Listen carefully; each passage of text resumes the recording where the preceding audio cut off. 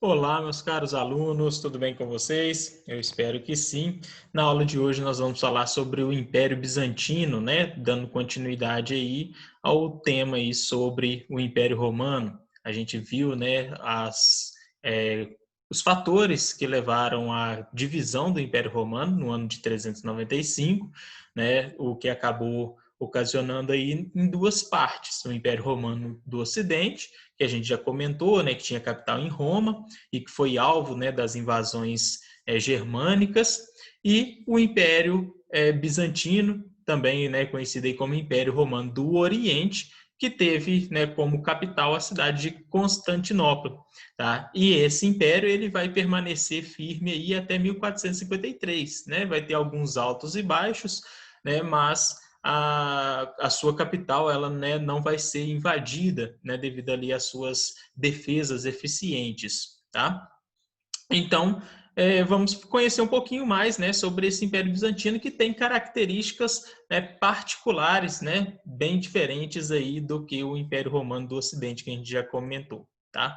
Então vamos lá. O Império Romano, né, do Ocidente, do Oriente, ele só surge em 395, quando ocorre a divisão, né? Mas já lá no ano de 330, o imperador romano Constantino, ele transfere a capital ali para Bizâncio, né? Bizâncio foi uma cidade grega fundada ali pelos gregos no século 7 a.C., né? E tomada pelos romanos, né, no século 2 a.C., tá? Então ele transfere a capital para Bizâncio e ela fica ali, né, entre a Europa e a Ásia, né? Então fica ali no estreito, ela se torna um importante entreposto comercial, né, a localização aí de Bizâncio. E o Constantino ele vai fazer diversas reformas na cidade de Bizâncio, né? Vai construir aquedutos, vai construir muralhas, vai construir igrejas, né? Nessa época aqui o cristianismo ele já está, né, se tornando aí muito forte, né, dentro do Império Romano, né? Inclusive com o Constantino, né, se convertendo ao cristianismo, tá? Então nós temos essas diversas obras que vai fazer com que Bizâncio, né, por um curto período de tempo fique conhecida até como Nova Roma, né? Então Bizâncio, né, fica conhecido como Nova Roma, mas logo depois, né, vai sendo rebatizada para Constantinopla, devido a essas transformações, a essas construções, reformas que o imperador Constantino fez na cidade. Tá? Então, deixa-se, né, de se chamar Bizâncio e passa-se a se chamar Constantinopla. Tá? Então, mas é a mesma cidade, com outro nome, né, com outras características, novas construções. Então, a civilização urbana, né, ela tem uma herança filosófica, né, grega muito grande, né, e parte ali da cultura oriental também, né, principalmente ali dos persas, né, dos indianos. Isso daqui é importante, né, porque essa filosofia grega, né, esses costumes gregos aqui, né, eles vão, né, estar presentes aí na cultura, né, do Império Bizantino, tá? E durante, né, a sua história aí, vai ter várias interpretações, né, religiosas, né, da forma com que se deve agir ali na cidade, né? O imperador ele vai assumir um papel de destaque, de autoridade, né, como sendo um representante de Deus aqui na Terra, né, e vai passar, né, a presidir, estar presentes ali em vários cultos, né, religiosos, né, e ele acaba, né, devido a essa autoridade que o imperador passa a ter, né, ao longo ali do tempo, ele passa a ter um conflito com a Igreja, né, católica, o que, né, futuramente, né, muitos anos depois, acaba acontecendo ali o grande cisma, que a gente vai falar mais para frente, né, em 1054. Esse cisma é o rompimento, né, da Igreja Católica do Império Bizantino com a Igreja Católica lá do Império Romano, né, do Ocidente. Tá? Então vai haver como se fosse duas igrejas, né, católicas, uma, né, ali com o patriarca liderando e a outra com o Papa liderando. tá? Sendo o seu maior representante. Isso eu comento um pouquinho mais para frente. Então, devido a esse conflito, né, que o imperador ele acaba tendo, né, com alguns dogmas, né, da Igreja Católica, acontece um movimento aqui de iconoclastia, né, que é a condenação, né, da existência e adoração de imagens. Então, na Igreja Católica Ortodoxa, né, grega, que é a do Império Romano Bizantino, né, Império Bizantino, nós não vamos ter essa adoração a imagens, né, de santos, né, enfim, né, de Jesus, não vai ter. Né? Nós vamos ter representações dessas imagens, né, mas nós não vamos ter essa adoração, né, fazer cultos a essas imagens, tá? Então, ter a representação é uma coisa, né? Os cultos a essas imagens é outra, tá? Então, a formação desse Império Bizantino vem aí do Império Romano do Ocidente, né?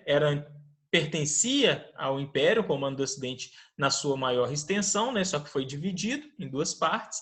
Ele não vai se fragmentar, né, com as invasões bárbaras, porque ele consegue, né, seja por meio aqui da diplomacia, negociar a essas não invasões com esses povos, ou seja, mesmo pela sua própria defesa, né? Constantinopla, como eu disse, ela vai ter um sistema de defesa muito eficiente, principalmente ali com as construções de Justiniano, né? Um outro imperador que a gente vai falar que foi muito famoso, né, do Império Bizantino aí.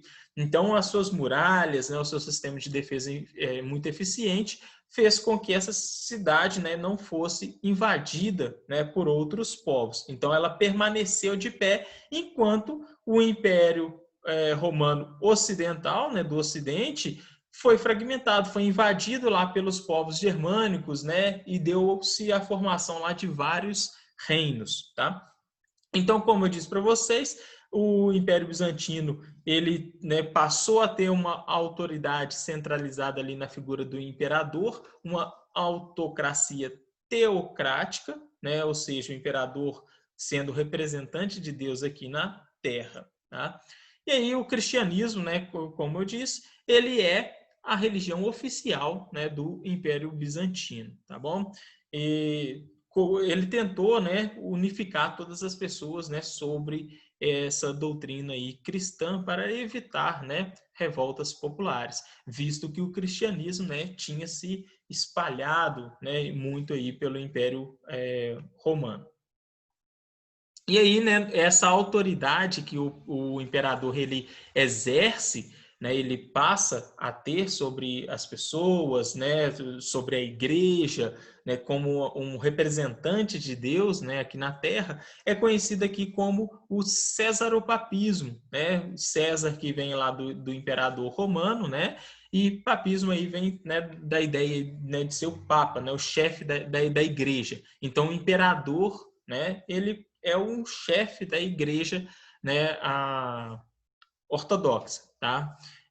Vai ter o patriarca, né, que vai ser essa liderança espiritual, mas o imperador tá ali também, né, nesse meio aí. Ele é essa autoridade máxima, tá? Então, a igreja, com esse cesaropapismo, a igreja fica sob o controle do Estado, ou seja, do imperador, tá? E aí nós vamos ter, né, construção de mosteiros, igrejas, né, essa religiosidade influenciando muito, né, na arte, na política, na cultura, tá? Então, o cristianismo foi muito presente, muito forte, né, na estrutura do Império Bizantino. E aí o esplendor bizantino, né, vem aí com o imperador Justiniano, né, que foi onde o império atingiu aí seu auge, né, o seu maior esplendor, a sua maior extensão de terras, né? O imperador Justiniano ele visava, né, resgatar tanto o valor, né, os valores, né, a glória do Império Romano, quanto do próprio imperador, né, que o imperador passasse a ter essa autoridade aí sobre todos os seus territórios, uma autoridade aí muito forte, né? Então o Justiniano ele promove, né, muitas reformas, né, mais construção, uma política expansionista, né, de conquistar terras ali no norte da África, de conquistar terras que tinham sido tomadas ali pelos povos germânicos, né, do Império Romano do Ocidente, tá? Então é ele que vai recuperar essa glória, né, do Império Bizantino, do Império Romano do Oriente, tá? O Justiniano ele também vai criar aí um código de leis, né, vai dar uma compilada, né, nos códigos de leis que já existiam ali do Império Romano, vai criar outros, né, num conjunto de livros que vai ficar conhecido aí como Código de Justiniano, tá? Então esse Código de Justiniano nós estamos falando de leis, né, que eram aplicadas ali dentro do Império Bizantino. Então, promove construção de fortificação e edifícios. E aqui nós temos o papel da imperatriz Teodora, esposa de Justiniano, né, que vai ter uma atuação muito forte, né, dentro da administração pública aí, né, do império, dentro da política, e devido aos seus esforços, né, a sua participação aí, ela consegue controlar uma revolta, né, popular que tinha se instaurado aí durante o governo de Justiniano, né, e ela também consegue me fugiu aqui a palavra aqui, né, mas ela consegue dar, né, possibilitar que as mulheres, né, que tivessem um divórcio ficassem com parte aí das suas propriedades, né, dos seus bens, tá? Então, favorecendo aí direitos para as mulheres, tá? Essa era a ideia que eu queria expressar. Então, as mulheres, elas recebem o apoio aí da imperatriz, né, Teodora. Então, ela não ficou ali como uma figura, né, feminina que apenas acompanha o seu marido. Ela atuou ativamente aí na política do Império Bizantino. E isso é importante, né, a gente realçar esse papel das mulheres, né, que muitas vezes fica de pano de fundo na história, né? Muitas vezes não é comentado, né? Mas as mulheres ao longo da história elas, né, vão construindo esse protagonismo aí muito importante que deve ser sempre lembrado, tá? E a cultura bizantina, né? Ela tem uma influência tanto romana, né? Que pertencia ao Império Romano aí, quanto grega, quanto persa, né? Quanto de origem asiática também, tá? Então, grande parte aí, né, da sua cultura tem essa influência, né, cristã, né, está relacionada a temas cristãos, mas, né, por exemplo, nas suas técnicas, vem aí de técnicas asiáticas, como, por exemplo, o mosaico, né? O mosaico é uma técnica artística muito característica aqui do Império Bizantino, né? Foi utilizada aí por outros povos, né? Mas aqui nós temos uma expressão, né, muito grande, tá? Aqui é a imagem da imperatriz Teodora, né, sendo representada numa técnica de mosaico. Né, o mosaico, primeiramente, né, você faz um desenho numa superfície, né, um contorno, e depois você vai preenchendo esse contorno com pedrinhas, né, com pedaços de vidro, com pérolas, metais preciosos, ouro, né? Enfim, com diversos materiais pequenos, né? Formando aí um grande quebra-cabeça, né? Então, se a gente observar essa imagem aqui, olha só, ela, né, é uma bricolagem aqui de vários materiais, tá? Então, provavelmente eles fizeram contorno aqui da imperatriz e depois foram colocando essas pedrinhas aí para dar, né, forma ao mosaico aqui da imperatriz Teodora, tá? E aqui não vai dar para vocês visualizarem, mas ao redor da cabeça, né, da imperatriz, nós temos uma auréola, né? Uma auréola é aquele círculo, né, aquele arco, né, que fica na cabeça ali dos santos, dos anjos, né, para mostrar um caráter sagrado daquela figura. E essa auréola era muito representada aí na cabeça do imperador, né, e da sua família, da imperatriz, mostrando aí o caráter sagrado que o imperador tinha, tá? As crianças, né, começavam a estudar muito cedo aqui, né, no Império Bizantino, com 5, 6 anos, né? É claro que as crianças, né, mais abastadas, né, mais ricas, e tinham contato aí com a filosofia grega, tá?